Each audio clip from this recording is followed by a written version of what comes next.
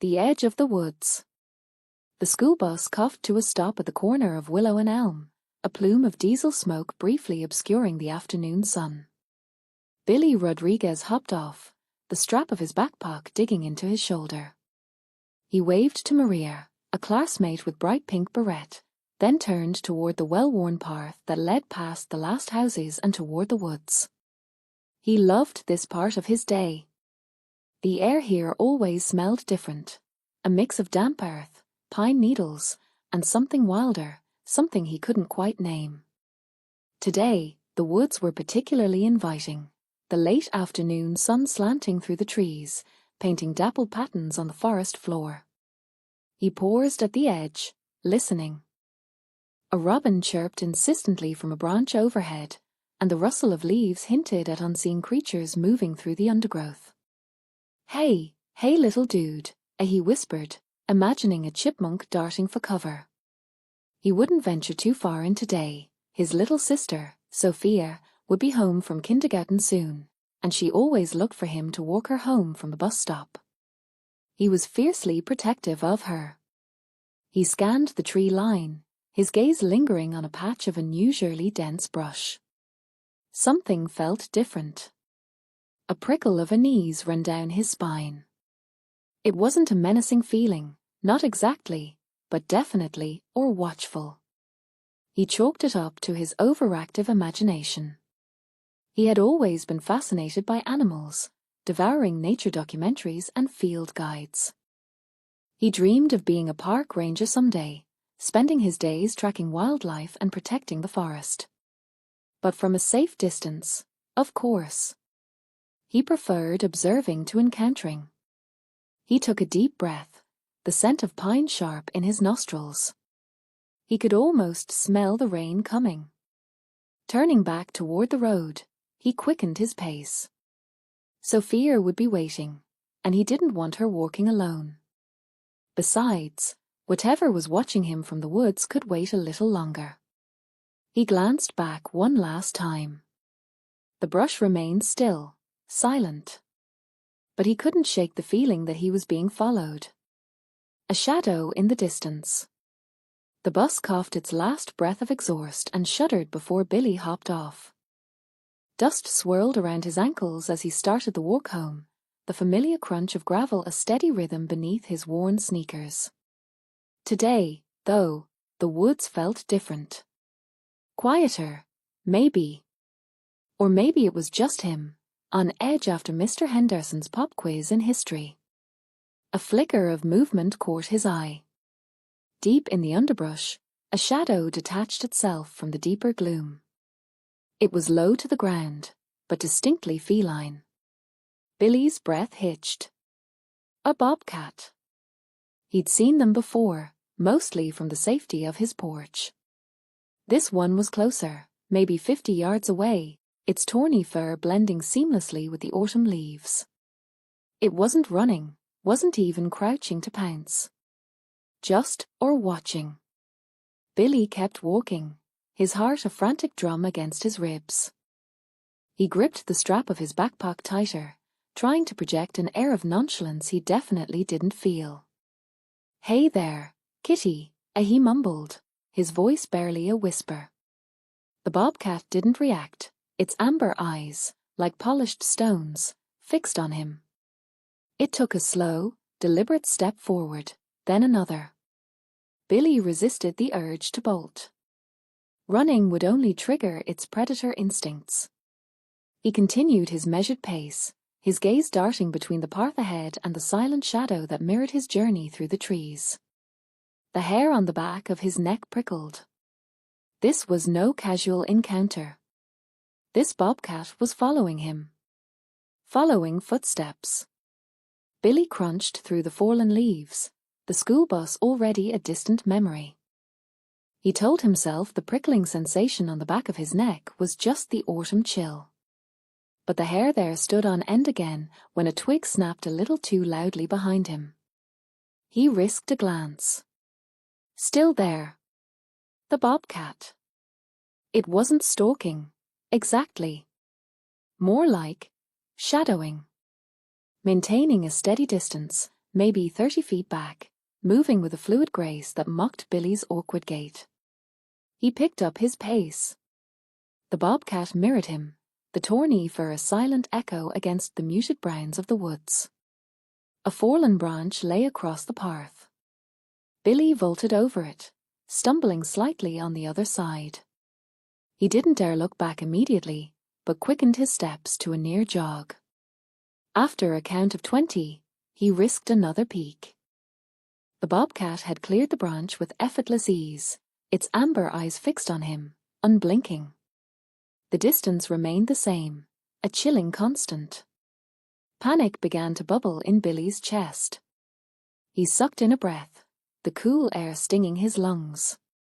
He wanted to run, to sprint all the way home, but instinct, honed by years of watching nature documentaries with his abuela, told him that was the worst thing he could do. He just kept walking, faster now, his backpack bouncing against his spine, each thud a drumbeat of fear. Changing course. Fear left a coppery taste in Billy's mouth as he gulped, glancing back. Gone from the roadside? Maybe just nerves. Still, he quickened his pace, the backpack a jarring drum against his back. Reaching the intersection, he dashed across against the signal, a minivan's blare momentarily drowning out the night chorus. Another furtive look confirmed his unease. Damn thing was across the street, a low-slung shadow near Mrs. Henderson's precious petunias. Time for a detour. He'd throw it off the trail. A sharp right onto Relatrod Maple Street offered a change of scenery. Older houses stood guard here, their lawns swallowed by untamed hedges and towering oaks. Perfect. Concealing. He accelerated, his breath hitching in his chest. Another check behind, a mix of anticipation and dread churning his gut. There! At the block's end, peeling away from a massive rhododendron, the bobcat. It halted, yellow eyes burning in the twilight, then broke into a ground-eating lope, mirroring Billy's own frantic surge forward. A wave of pure panic washed over him, a frigid, invasive tide. This wasn't chance. It wasn't mere curiosity. It was stalking him. A deliberate pursuit. He was prey. 6 blocks of fear. 6 blocks separated him from home. 6 blocks cloaked in the deepening twilight beneath a canopy of ancient oaks. Usually, he'd breeze through this stretch, his mind already lost in pixelated adventures and the subtle dramas of 7th grade. Tonight, however, the woods felt like a held breath mirroring his own. Each footfall on the gravel crunched too loudly, a blatant advertisement of his presence. He attributed the unsettling whispers to the breeze flirting with the leaves, but the down on his arms remained stubbornly erect. He quickened his pace, each parsing house a notch on a morbid countdown to sanctuary. 4 blocks remained. A furtive glance over his shoulder revealed nothing but the impassive, looming trees. He imagined baleful eyes, glowing with primordial cold. His heart hammered against his ribs, a frantic tattoo against bone. 3 blocks now. A jog became inevitable, his backpack slapping a frantic rhythm against his spine. A sharp snap from behind sent adrenaline surging. He spun, poised to scream, only to see a squirrel scrambling up a nearby trunk. 2 blocks. A vice clamped down on his chest, squeezing the air from his lungs. He gulped a breath thick with dust and burgeoning dread. He dared not look again. Every rustle, every elongated shadow, felt predatory, drawing nearer. 1 block. Salvation loomed. He bolted, lungs burning, legs pistons driving him forward. Dignity was a forgotten luxury. Only the familiar sight of his porch mattered, its faded blue paint a beacon in the encroaching gloom. A final, reckless peek into the darkness confirmed his unease. A flicker of tawny fur, a lithe shape melting into the underbrush. It hadn't been chasing him. it had been, or observing. The realization washed over him in a chilling wave, a cold sweat prickling his skin. An unhurried stalker. Billy dared a furtive peek. His breath snagged. The bobcat still trailed him, its paws soundless on the dusty trail, maintaining the same steady, unsettling pace. No sudden bursts of speed, no predatory leaps, just relentless pursuit. He pumped his legs harder, the backpack a jarring weight against his back, his science book a leaden anchor. Another glance revealed the cat, an unchanging presence, those amber eyes burning bright even in the forest's shadowed light. It felt less like a hunt, more like some bizarre, silent chaperone. Lungs screaming, confusion mounting, Billy eased to a walk. The bobcat matched him, its lope softening to a casual saunter. Only the subtle twitch of its tail betrayed a flicker of inner tension. Why wasn't it striking? His dad's warnings echoed in his mind. Wild animal attacks were supposed to be flashes of teeth and claws, not this drawn-out game. He froze, every pulse a drumbeat in his ears. The bobcat mirrored him, sinking onto its haunches at the wood's edge, its gaze an unnervingly steady appraisal. The air stilled, heavy with the buzz of distant cicadas. A cold finger traced its way up his spine. This wasn't the hunt he expected. This was something far stranger. Tears on the porch. The woods always felt thicker on the way home. Each snap of a twig, each rustle in the underbrush, made Billy quicken his pace. He imagined eyes watching him, the same amber eyes he'd glimpsed earlier. He broke into a jog as the trees thinned, relief flooding him as he reached familiar streets. He spotted his house. Something was wrong. Lily was slumped on the porch steps, her shoulders shaking. Lily? What happened? He rushed to her, kneeling beside her. She looked up, her face blotchy, tears streaming down her cheeks. Bobo's gone, as she wailed, her voice thick with sobs. Bobo! Her stuffed bobcat. Lily took that ratty thing everywhere. Gone? How? I don't know.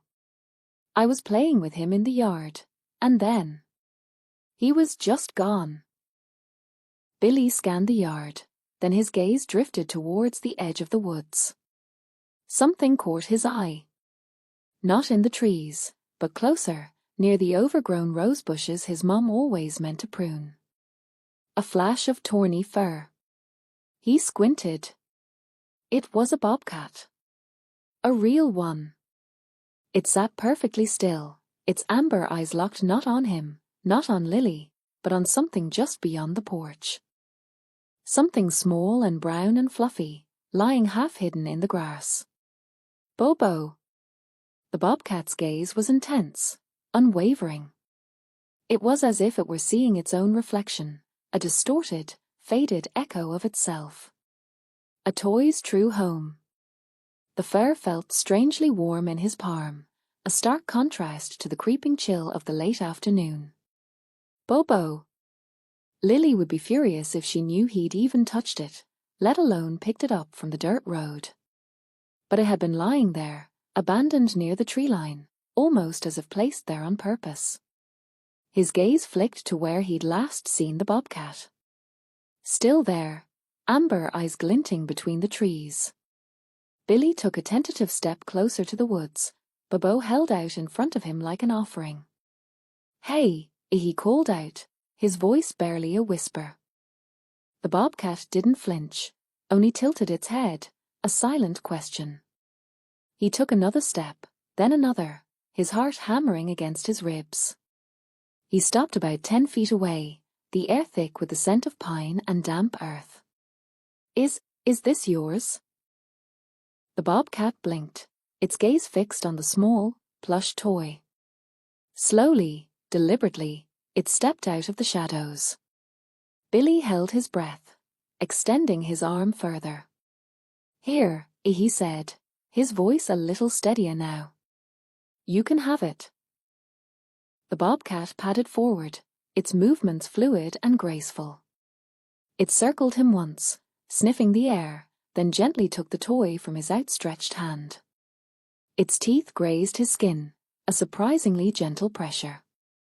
Then, with Bobo clutched in its jaws, it turned and disappeared into the dense undergrowth, leaving Billy alone with the fading sunlight and the lingering scent of wildness. Understanding whispers. Lily watched, round-eyed, as the bobcat disappeared into the undergrowth, Bobo clutched firmly in its jaws. Her lower lip trembled, tears welling again. Billy braced himself for another outburst, but then a strange sound bubbled from her throat. A giggle. Lily? You're laughing? He knelt beside her, confused. She wiped her eyes with the back of her hand, another giggle escaping. Bobo went home. Billy stared. Home? Lily, that's a wild animal. It's not taking your toy home. Yes, it is. She insisted, bouncing on her toes. Bobo was lonely. He wanted to see his real mommy. Billy frowned. He thought of the unnerving feeling of being watched, the prickling unease on the back of his neck. It hadn't been about him at all. He pictured the bobcat cubs he'd glimpsed in the woods a few weeks back. Suddenly, the pieces clicked into place. You think Bobo reminded the bobcat of its own baby?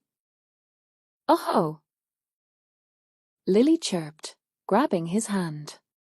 Bobo helped. Billy sighed, a mixture of relief and sheepishness washing over him. He'd been so caught up in his own fears, he hadn't considered a simpler explanation. He ruffled Lily's hair. Well, I guess Bobo did. Maybe we should leave some toys out here for the other lonely animals. Lily's eyes widened. Could we? Could we leave Mr. Snuggles for the squirrels? Billy laughed. Let's not get carried away. But maybe we can find some pine cones. I think they'd like those. They walked the rest of the way home, hand in hand, the woods now seeming less menacing, more like a neighborhood filled with families, just like theirs.